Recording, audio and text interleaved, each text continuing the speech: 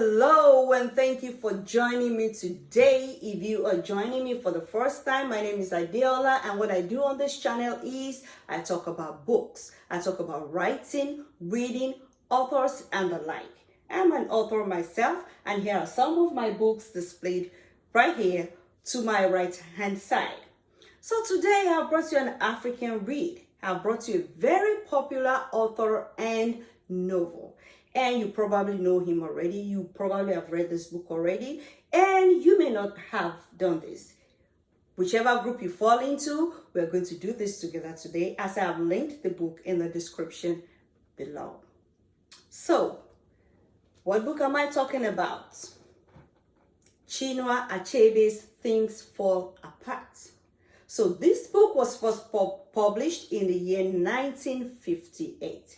And ever since, it has sold more than 20 million copies.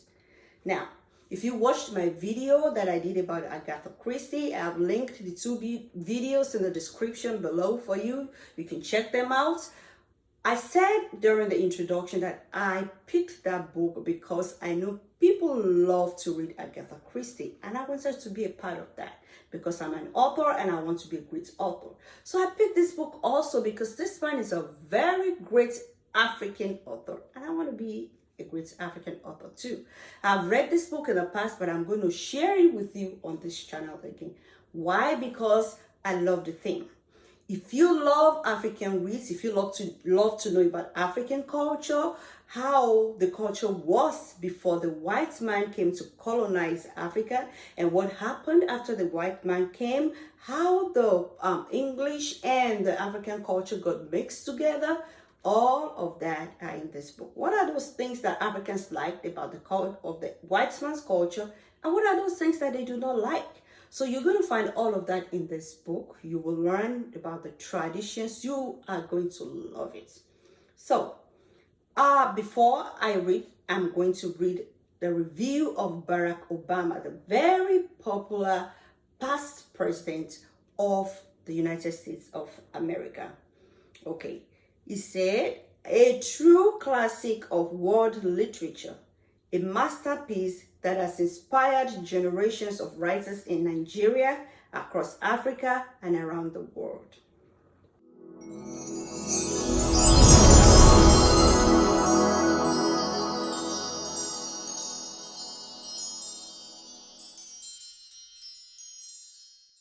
I will begin reading from part 1 and chapter 1.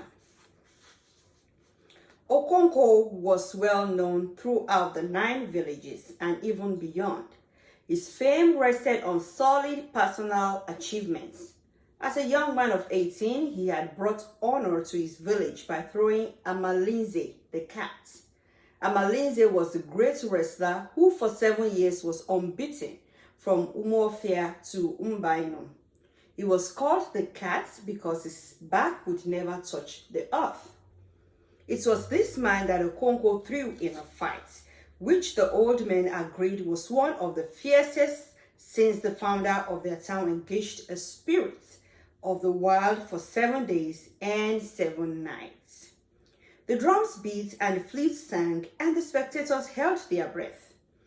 Amalinze was a wily craftsman, but Okonkwo was as slippery as a fish in water. Every nerve and every muscle stood out on their arms, on their backs and their thighs, and one almost hurt them stretching to breaking point.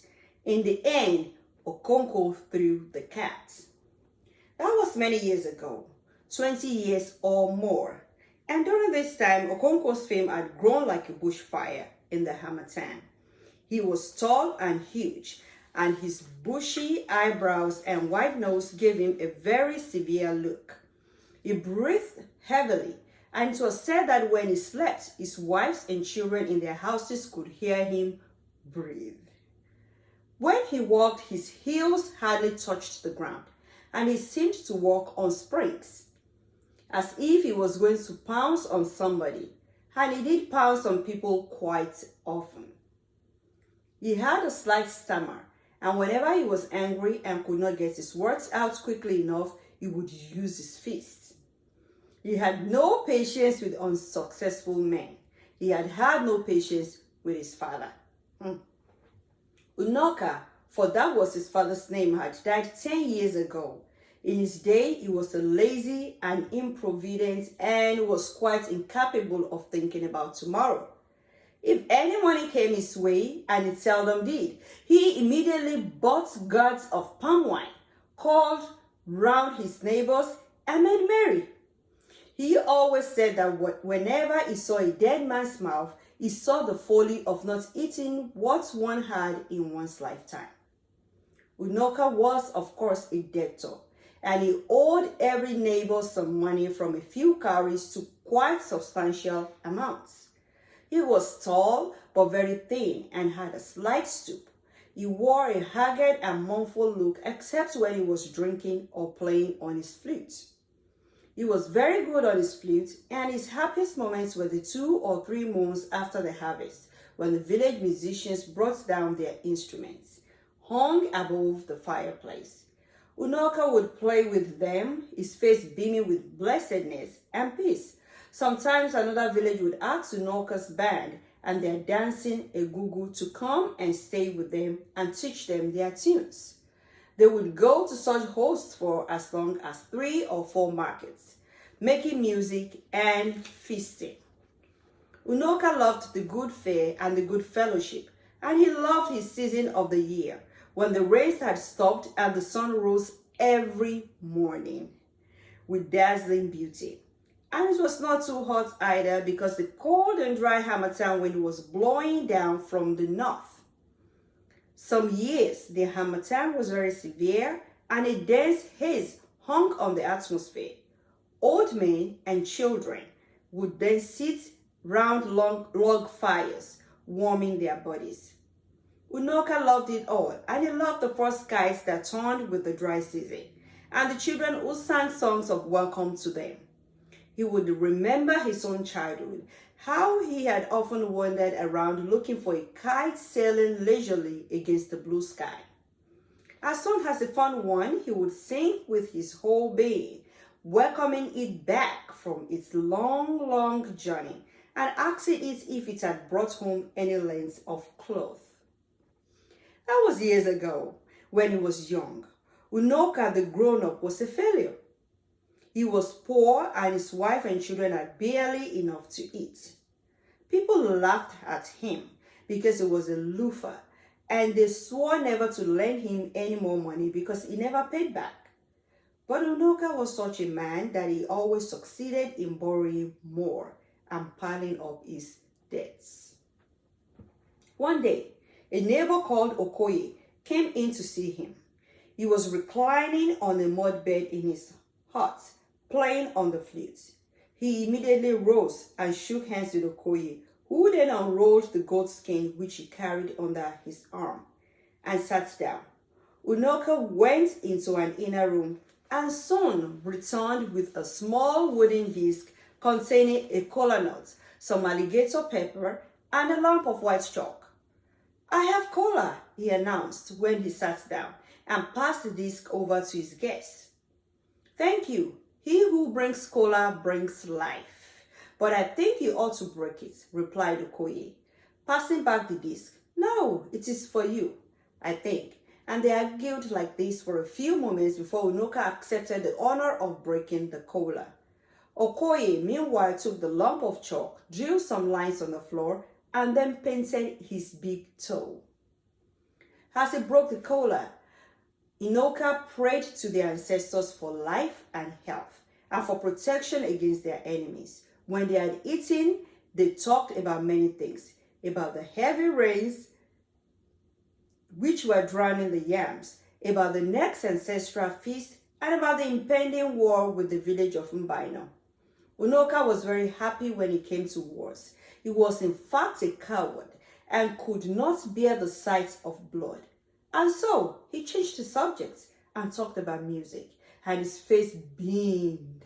He could hear in his mind's ear the blood-stirring and intricate rhythms of the ekwe and the udu and the ogene, and he could hear his own flute weaving in and out of them, decorating them with a colorful and plaintive tune. The total effect was gay and brisk, but if one picked out the flute as it went up and down and then broke up into short snatches, one saw that there was sorrow and grief there. Okoye was also a musician. He played on the organ, but he was not a failure like Unoka. He had a large band full of yams, and he had 3 wives, and now he was going to take the Idemili title, the 3rd highest in the land. It was a very expensive ceremony, and he was gathering all his ancestors together. That was in fact the reason why he had come to see Unoka. He cleared his throat and began. Thank you for the kola. You may have heard of the title I intend to take shortly. Having spoken plainly so far, Okoye said the next half of a dozen sentences in Proverbs. Among the Igbo, the art of conversation is regarded very highly, and Proverbs are the palm oil with which words are eaten. Okoye was a great talker, and he spoke for a long time, skirting around the subject and then hitting it finally. In short, he was asking Unoka to return the 200 cowries he had borrowed from him more than 2 years before. As soon as Unoka understood what his friend was driving at, he burst out laughing. He laughed loud and long, and his voice rang out clear as the organ, and tears stood in his eyes. His visitor was amazed and sat speechless. At the end, Unoka was able to give an answer between fresh outbursts of mirth. Look at that wall, he said, pointing at the far wall of his hut, which was rubbed with red earth so that it shone. Look at those lines of chalk. And Okoye saw groups of short perpendicular lines drawn in chalk. There were 5 groups, and the smallest group had 10 lines.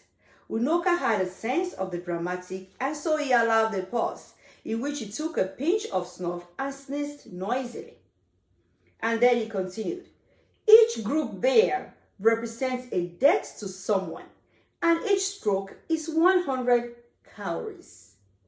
You see, I owe that man 1,000 cowries, but he has not come to wake me up in the morning for it. I shall pay you, but not today. Our elders say that the sun will shine on those who stand before it shines on those who kneel under them. I shall pay my big debts first. And he took another pinch of snuff, as if that was paying the big debts first. Okoye rolled his goat skin and departed. When Unoka died, he had taken no title at all and was heavily in debt. Any wonder then that his son Okonkwo was ashamed of him? Fortunately, among these people, a man was judged according to his worth and not according to the worth of his father. Okonkwo was clearly cut off for great things. He was still young, but he had won fame as the greatest wrestler in the 9 villages. He was a wealthy farmer and had 2 barns full of yams. And he had married his 3rd wife. To crown it all, he had taken 2 titles and had shown incredible prowess in 2 intertribal wars. And so, although Okonkwo was still young, he was already one of the greatest men of his time. Age was respected among his people, but achievement was revered. As the elder said, if a child washed his hands, he could eat with kings. Okonkwo had clearly washed his hands, and so he ate with the kings and elders. And that was how he came to look after the doomed lad who was sacrificed to the village of Umofia by their neighbors to avoid war and bloodshed. The ill-fated lad was called Ikemefuna. All right, I have just finished reading the whole of chapter 1 of Things Fall Apart. I hope you enjoyed the story. I found some parts of it funny. And I want to quickly say a few things. You know, I'm sure you have heard the Proverbs that I read from the book. And we have met Okonkwo, the the hero of the book, and we have also met his father. His father was a failure, but the son, as we read, we can see the son is his success. And he hated his father's failure. And he did not, because his father was a failure, become a failure. In fact, because his father was a failure, that was the driving force for him to be successful in life. So don't be discouraged. Maybe you have seen failures in your family. Maybe people who could have been there for you have failed you in the past. That is no reason for you to fail other people. You can move on in life. You can be great. You can be greater than you can ever think of. All right. So I want you to continue to notice culture as I read. I want you to continue to notice proverbs. And like I said during the intro, if you would like to know about African culture, I will be reading about the Igbo people here. Okay? And you will know about their culture. Gradually, we have seen somebody pay someone a visit. We have seen the introduction of kola. Kola nut is what was used then, is still used now to welcome visitors. Okay, we have seen somebody rolling out his goat skin to sit on when he came visiting. And as I continue to read this book, we will meet many more traditions in this book. I want you to stay with me on this channel. We're going to read this book together, and I'm sure you will enjoy it. So I would like for you to leave me comments. What are some things you have enjoyed from chapter 1 of Chinua Achebe's Things Fall Apart? I'll be looking forward to hearing from you. Thank you so much for staying with me. Stay tuned and stay blessed. You all have a fabulous weekend. Bye.